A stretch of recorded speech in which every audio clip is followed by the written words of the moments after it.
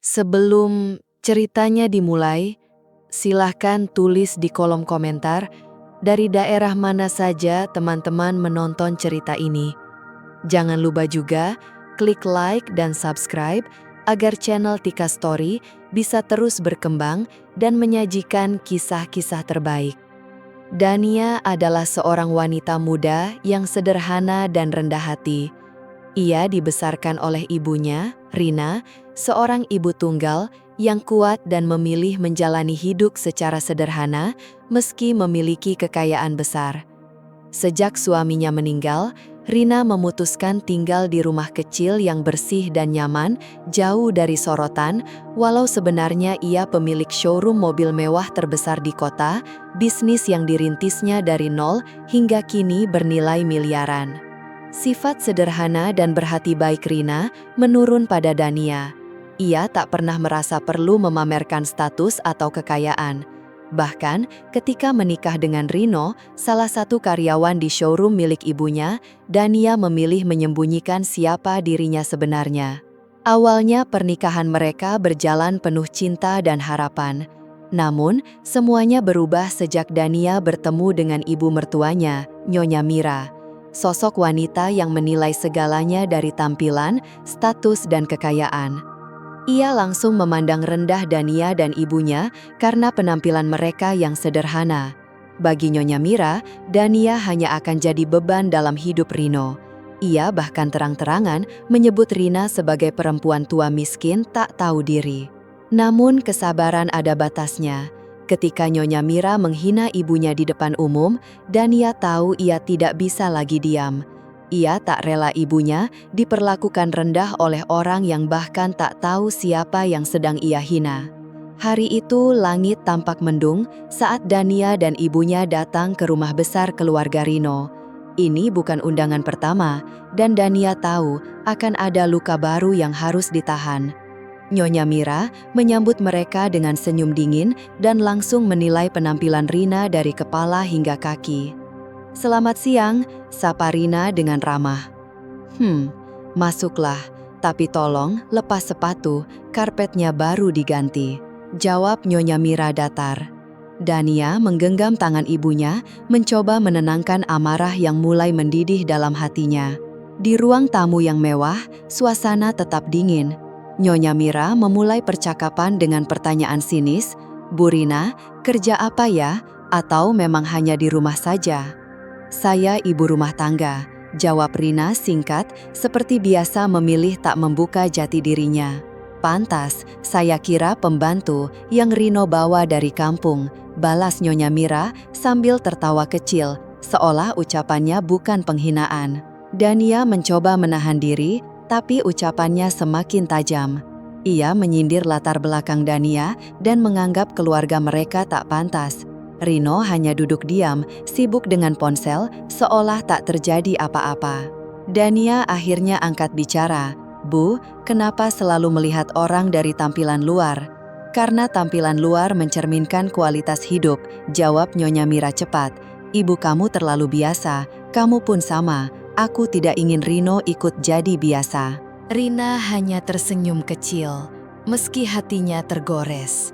Ia tahu Dania selalu jadi tameng atas hinaan seperti ini.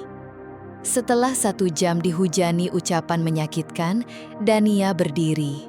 "Terima kasih, Bu, kami pamit."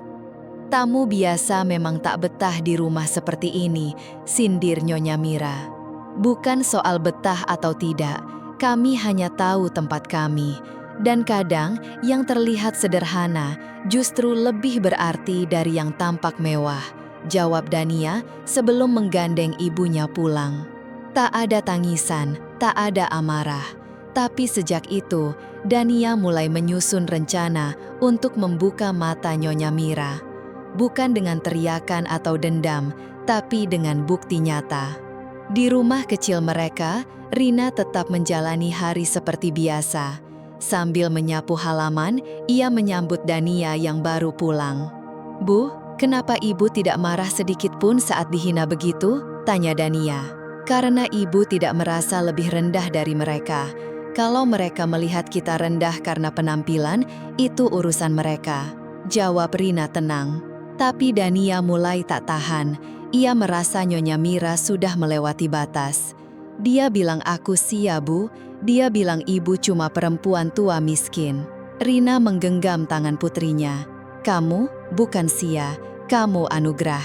Kalau memang mereka harus tahu siapa kita, mungkin sudah waktunya kita buka sedikit tabir yang selama ini kita tutup. Tapi jangan sekarang. Biarkan mereka menunjukkan siapa diri mereka dulu. Dania mulai membantu ibunya di showroom. Ia tak hanya jadi pewaris diam-diam, tapi aktif mengelola pembukuan dan laporan. Mereka tetap tinggal di rumah kecil, tetap sederhana, seolah tak terjadi apa-apa. Tapi Dania sedang menyiapkan pelajaran hidup yang tak akan mudah dilupakan. Beberapa hari kemudian, Dania datang ke rumah mertuanya, membawa kue buatan ibunya. Tapi begitu sampai, ia mendengar suara keras dari dalam. Astaga, itu anak kampung lagi. Setiap datang, hawa rumah ini jadi murahan, ujar Nyonya Mira lantang. Dania masuk, meletakkan kotak kue di meja tanpa bicara. Sudah datang rupanya, lain kali ketuk dulu. Rumah ini punya tata krama, meski itu mungkin asing bagimu, sindir Nyonya Mira. Tak lama, Rino turun menyambutnya canggung. Dania hanya tersenyum dan berkata, "Ibu kirim kue." Namun, Nyonya Mira kembali menyerang. "Kamu pikir dengan bertahan di sini kamu pantas jadi istri Rino? Hidup ini bukan dongeng. Yang pantas itu yang punya uang, status, asal-usul." "Terima kasih Nyonya, saya akan ingat kata-kata itu," jawab Dania sebelum pamit. Di hari-hari berikutnya, hinaan terus terjadi. Tapi Dania tidak membalas. Ia menyimpannya dalam diam. Di showroom, laporan evaluasi karyawan sedang disiapkan. Rino, yang kinerjanya biasa saja dan sering absen, akan dievaluasi. Dan semua laporan akan sampai ke meja pemilik utama, ibu mertuanya sendiri. Sementara itu, Nyonya Mira makin berani menyebarkan cerita buruk tentang Dania dan ibunya ke tetangga dan keluarga besar. Ia melarang Dania datang ke acara keluarga. "Saya malu kalau dia datang dengan ibunya itu, seperti tukang sayur," ujarnya. Namun suaminya hanya berkata pelan, "Kau tak tahu siapa yang kau rendahkan, Mira.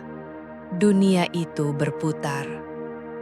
Di showroom, Rino mulai mendapat teguran, tapi ia masih merasa aman, tak tahu audit ini bisa menjadi titik balik hidupnya. Dania tak ingin membalas dengan amarah. Ia ingin Nyonya Mira merasa menang lebih dulu, karena saat kebenaran muncul, luka yang ditinggalkan akan lebih dalam. Setiap malam, Dania dan Rina menyiapkan semua data dengan teliti.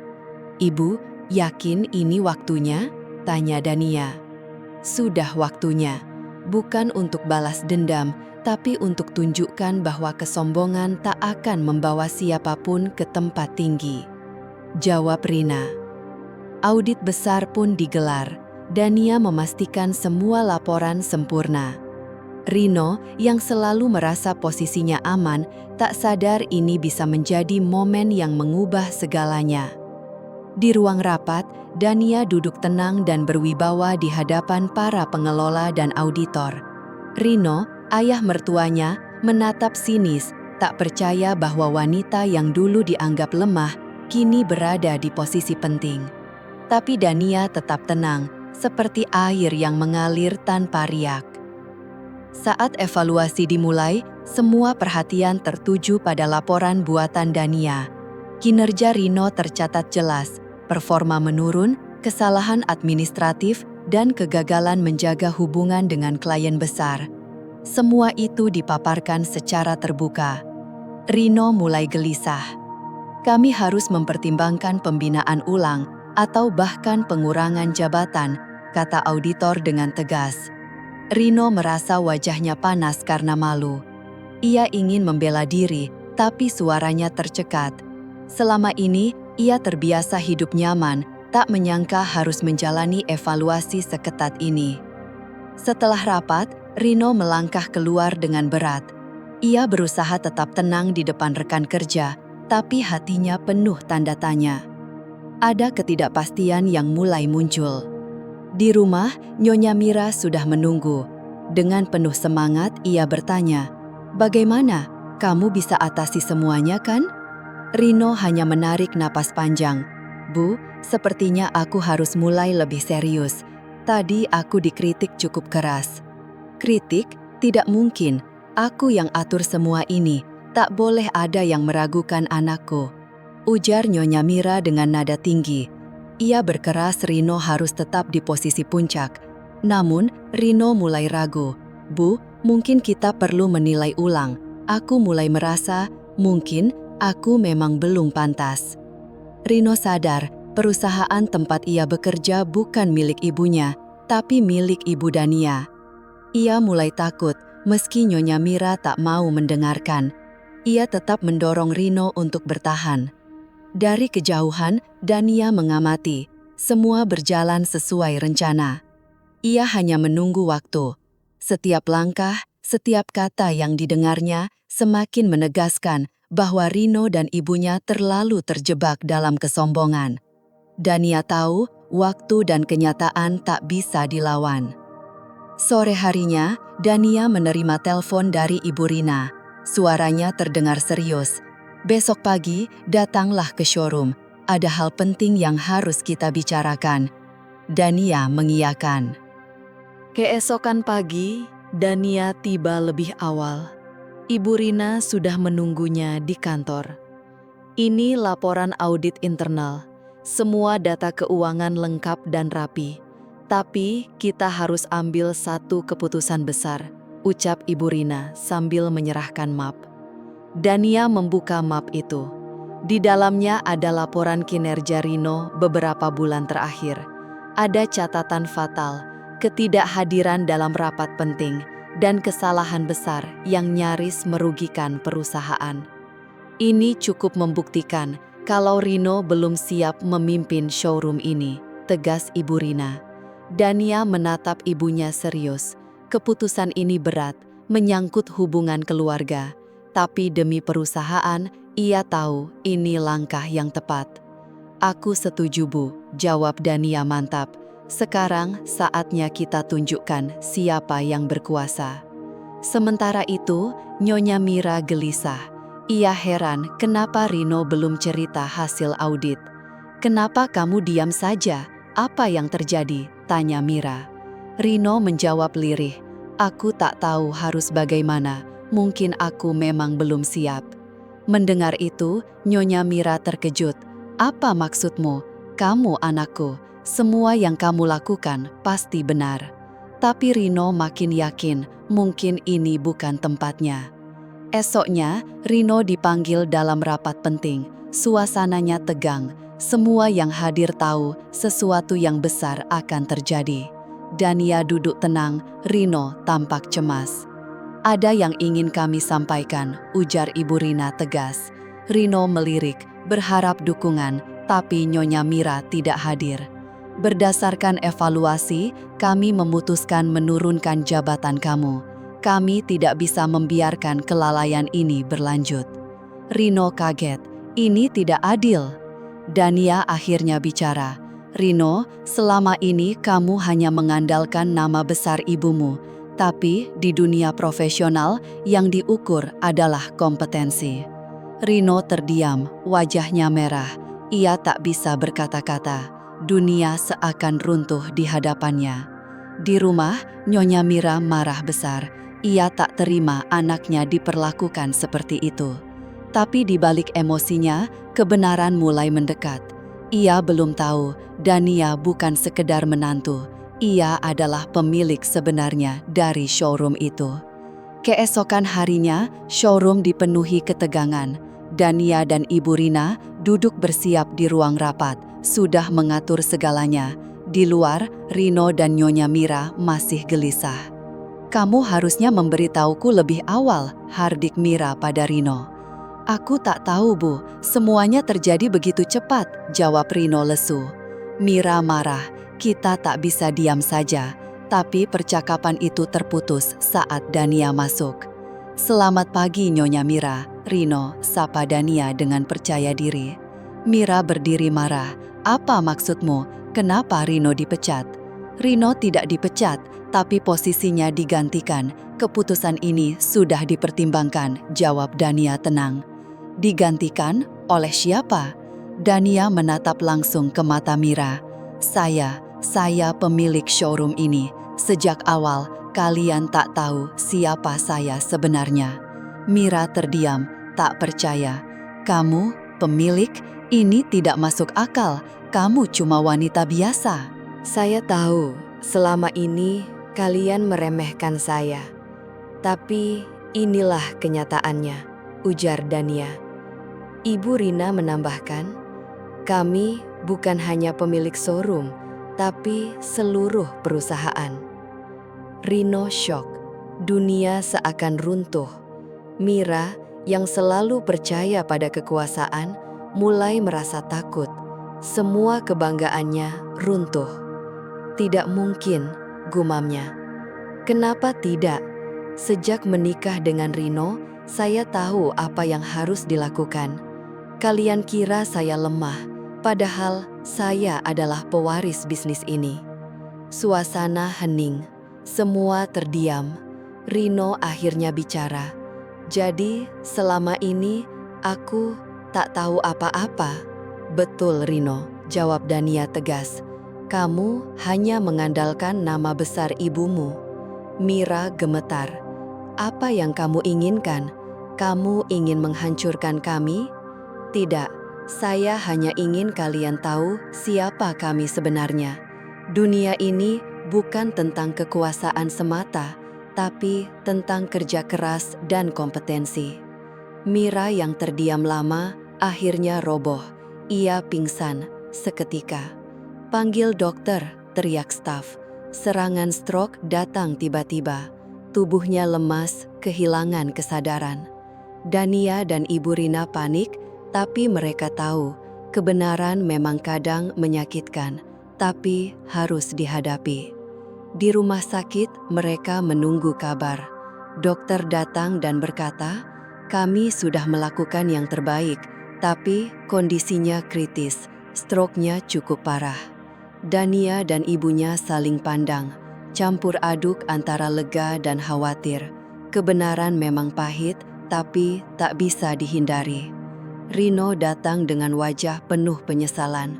Bagaimana kondisi ibu? Dania menatapnya dingin. Ibunya kena stroke, Rino. Sudah waktunya kamu buka mata. Dunia ini tak bisa dijalani dengan kebohongan. Rino menunduk. Ia tahu selama ini ia buta akan kenyataan, dan semua yang terjadi adalah hasil dari kesombongan dan kelalaiannya sendiri. Maafkan aku, Dania. Aku benar-benar tidak tahu harus bagaimana, ujar Rino pelan, matanya tampak berkaca-kaca. Dania hanya mengangguk pelan tanpa banyak bicara. Rino, sekarang sudah terlambat untuk penyesalan. Yang penting adalah bagaimana kamu akan bertanggung jawab dan memperbaiki semuanya. Sahut Dania tenang. Ibu Rina yang sejak tadi diam ikut angkat suara. Kamu sudah cukup banyak merusak Rino. Kalau masih ingin jadi bagian dari perusahaan ini, kamu harus berubah. Namun, kata-kata itu belum mampu meredakan luka dalam hati Rino. Kehilangan posisi, kekuasaan, dan rasa percaya diri membuatnya terpukul. Meski begitu, ada secercah harapan, asal dia benar-benar mau berubah. Sementara itu, Nyonya Mira masih dirawat intensif. Kondisinya lemah, sulit bergerak dan berbicara. Tapi, dalam pikirannya, ia diliputi kemarahan dan penyesalan. Ia merasa terhina karena orang yang selama ini diremehkan ternyata jauh lebih kuat darinya. Ia sadar kekuasaan yang selama ini dibanggakan ternyata rapuh. Ketakutan mulai menghantuinya, hidup tanpa kekayaan dan kontrol yang biasa ia genggam. Dania, bisiknya lirih, nyaris tak terdengar. Ia mulai menyadari, jika ingin tetap punya tempat di dunia ini, ia harus menurunkan egonya dan belajar menerima kenyataan. Di showroom, Dania mengambil langkah besar. Ia tak hanya ingin mengubah perusahaan, tapi juga cara memimpinnya. Didampingi ibunya, ia memanggil tim manajer dan staf senior untuk pertemuan penting. Hari ini, kita rancang masa depan baru. Keputusan-keputusan sebelumnya membawa kita ke titik ini, tapi ini adalah kesempatan untuk bangkit. Semua terdiam, tapi mereka tahu Daniyah punya visi besar. Akhirnya, semua sepakat mendukung perubahan yang ia bawa. Restrukturisasi dimulai. Rino, yang merasa bersalah, minta kesempatan untuk memulai dari awal. Ia ingin dikenal bukan sebagai anak Nyonya Mira, tapi sebagai profesional yang layak dihormati. Bila kamu sungguh ingin berubah, kamu harus buktikan. Di sini tak ada tempat untuk keangkuhan, ujar Daniyah tegas. Rino mengangguk, siap membuktikan dirinya walau ia tahu jalan itu tidak mudah. Nyonya Mira masih berjuang pulih.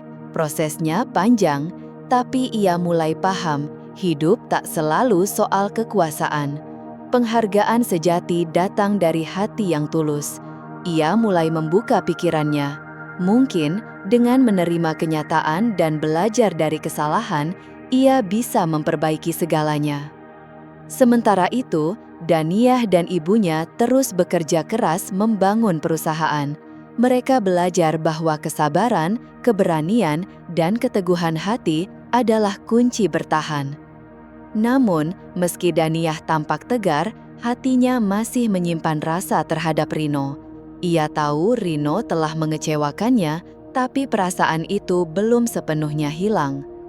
Saya tahu saya tak pantas meminta ini, tapi beri saya kesempatan untuk menebus kesalahan, kata Rino suatu malam setelah berbulan-bulan bekerja di bawah pengawasan Daniyah.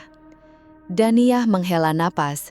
Ia tahu kesungguhan Rino, tapi tetap tegas. Kesempatan itu tak bisa diberikan begitu saja. Kamu harus membuktikan perubahanmu, bukan hanya untuk saya, tapi juga untuk perusahaan ini. Rino menunduk. Ia tahu hanya waktu yang bisa membuktikan niatnya. Akhirnya, Nyonya Mira keluar dari rumah sakit. Kondisinya belum sepenuhnya pulih, tapi emosinya lebih stabil. Ia datang ke showroom bersama Rino, membawa niat baik. Daniyah, aku tahu aku tak bisa mengubah masa lalu, tapi aku sungguh menyesal. Aku telah salah, ujar Nyonya Mira, suaranya gemetar menahan tangis. Daniyah memandangnya tajam namun hangat. Permintaan maaf saja tidak cukup, tapi saya akan beri kesempatan. Tunjukkan bahwa kalian benar-benar berubah. Rino pun ikut bicara.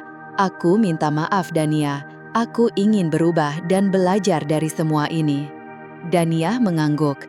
Perubahan butuh waktu. Saya harap kalian serius. Mulailah dari hal kecil dan buktikan. Ibu Daniyah ikut menimpali. Kami tak ingin terjebak di masa lalu lagi, Nyonya Mira. Tapi kami akan beri ruang untuk kalian membuktikan diri. Pertemuan itu diakhiri dengan harapan baru. Nyonya Mira dan Rino pergi, sementara Daniyah dan ibunya kembali ke rutinitas mereka. Beberapa minggu kemudian, perubahan mulai terlihat. Rino bekerja lebih giat dan bertanggung jawab. Ia tak lagi mengandalkan nama besar, tapi kerja keras. Daniyah masih memantaunya, tapi kini ada sedikit harapan dalam pandangannya. Nyonya Mira pun mulai ikut memberi dukungan moral. Ia belajar menghargai orang-orang yang dulu diremehkan. Namun, hubungan mereka belum sepenuhnya pulih. Masih banyak luka dan rintangan. Tapi satu hal pasti, mereka mulai belajar memaafkan dan memberi kesempatan. Suatu malam, Daniyah menerima surat dari Rino. Isinya permintaan untuk mengundurkan diri dari perusahaan. Rino ingin membuktikan dirinya dengan jalan sendiri tanpa bantuan keluarga. Daniyah membaca surat itu dengan campur aduk, lega, haru, sekaligus bingung. Tapi ia tahu ini mungkin langkah terbaik agar Rino bisa benar-benar mandiri. Ibu Daniyah menimpali bijak. Kadang orang memang harus belajar dengan cara yang lebih berat. Jika dia memilih pergi, mungkin itu jalan terbaik baginya. Daniyah setuju. Ia tak ingin Rino terus bergantung. Kekuatan sejati datang dari kemampuan menghadapi tantangan sendiri. Waktu berlalu, perusahaan berkembang pesat. Daniyah semakin dihormati sebagai pemimpin. Ibunya bangga karena Daniyah tak hanya mewarisi bisnis, tapi juga keteguhan hati. Suatu hari, Nyonya Mira mengundang Daniyah dan ibunya untuk makan malam. Ia ingin menunjukkan perubahan dan niat untuk memperbaiki hubungan keluarga. Saya sadar saya telah salah. Selama ini saya merasa lebih baik dari orang lain. Tapi saya salah. Kalian mengajarkan saya banyak hal. Terima kasih, ucap Nyonya Mira dengan rendah hati. Daniyah memandangnya dalam. Saya terima permintaan maafmu. Tapi ingat, perubahan itu butuh proses. Mari kita mulai dari awal. Ibu Daniyah menambahkan, yang penting kita tidak mengulangi kesalahan yang sama. Kita bangun hubungan yang saling mendukung. Setelah malam itu, hubungan mereka perlahan membaik. Tidak ada lagi ketegangan. Mereka mulai menerima bahwa hidup harus terus berjalan. Nyonya Mira dan Rino memulai usaha kecil mereka sendiri. Perlahan mereka belajar dan tumbuh. Daniyah tetap fokus pada showroom, memimpin dengan keyakinan dan dedikasi. Di suatu pagi yang cerah, Daniyah duduk di kantor, memandangi showroom dari balik jendela. Ia tersenyum ringan, mengenang perjalanan hidupnya yang penuh cobaan. Ia tahu apa yang diraihnya hari ini bukanlah kebetulan. Semua adalah hasil dari keteguhan, keberanian, dan ketulusan hati. Saya sudah melewati banyak hal, dan sekarang saya siap menghadapi apapun, bisiknya pelan. Dengan semangat yang baru, Daniyah melangkah ke masa depan, yakin bahwa tidak ada yang bisa menghentikannya. Akhirnya, kebenaran terungkap. Semua yang dipendam perlahan mendapat tempatnya. Daniyah dan keluarganya kini berdiri lebih kuat dari sebelumnya. Kisah ini menjadi pengingat bahwa dalam keterpurukan, kebangkitan sejati bisa lahir. Perubahan sejati dimulai dari dalam diri. Kesabaran, keberanian menghadapi kenyataan, dan kemampuan memaafkan adalah kunci membangun masa depan yang lebih baik. Tak ada yang lebih kuat dari hati yang tulus dan kemauan untuk belajar dari kesalahan.